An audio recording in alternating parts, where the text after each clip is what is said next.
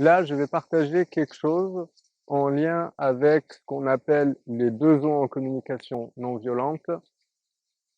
Comme je préfère le vivre, moi je préfère appeler ça fonction de vie, tel que le propose Redouane Saloul, et j'aime bien aussi parler d'énergie de vie.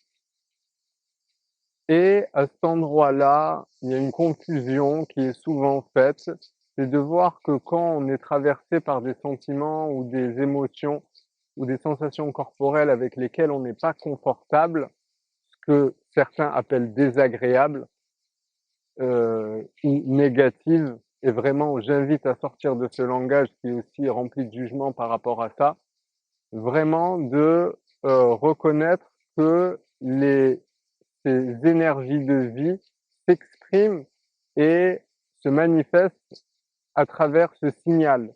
Et nos sensations corporelles sont le signal que nos fonctions de vie, énergie de vie, souhaitent à te vivre. Et donc, ces énergies de vie sont pleines, elles ne sont pas en manque. On a l'habitude du coup de voir ces émotions ou ces sensations corporelles comme négatives, désagréables, et donc ça implique le manque. C'est une fausse représentation et c'est une erreur. Ces sensations corporelles avec lesquelles on est moins confortable, elles nous indiquent quelque chose de précieux concernant ces besoins qui cherchent à se vivre. Ils ne sont ni en manque ni en plein, ils sont tout le temps en plein. On est dans la culture du manque et effectivement, on est souvent comme ça mendiant de nos besoins. Et l'invitation, c'est vraiment d'être dans cette abondance parce que c'est le cas. Si vous représentez ces besoins comme un réservoir rempli d'eau, à partir du moment où je fais résistance à l'écoulement de cette eau, ça va se crisper, ça va créer des tensions et du coup, ça risque de casser. Mais au fait, c'est parce que c'est puissant derrière que ça risque de casser. C'est pas parce que c'est vide que ça va casser. C'est parce que moi, je suis en train de faire barrière à l'expression et à l'écoulement en fait de ces énergies de vie à travers moi. Donc c'est important de garder toujours ça en tête et d'avoir une représentation comme celle-là où vous puissiez comprendre que ces énergies de vie sont en puissance.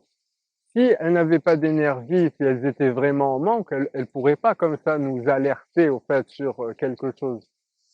Donc c'est vrai que en étant dans cette représentation du manque, ben on va vibrer le manque et le manque va se manifester.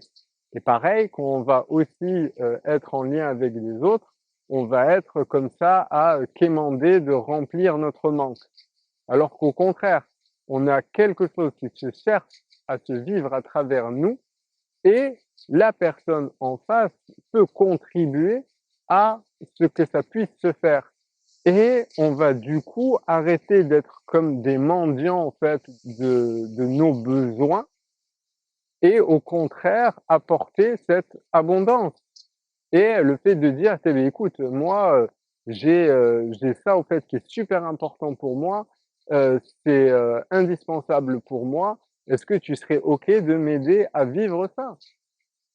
Parce que c'est l'invitation de mon corps, en fait, qui me pousse à ça. Je peux prendre un exemple comme je suis en insécurité. Ah oui, donc je suis en insécurité et j'ai besoin que tu m'apportes cette sécurité, affective, amoureuse ou, quoi qu'il en soit.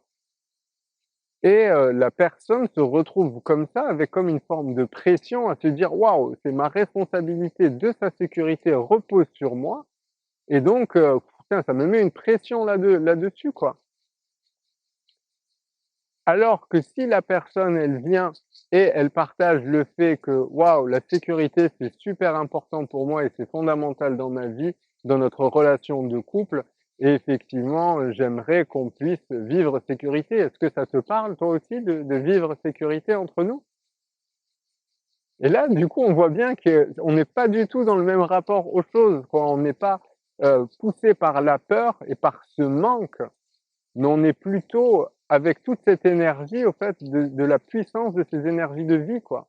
Voilà pour mon invitation, du coup, à sortir de cette notion de manque. Euh,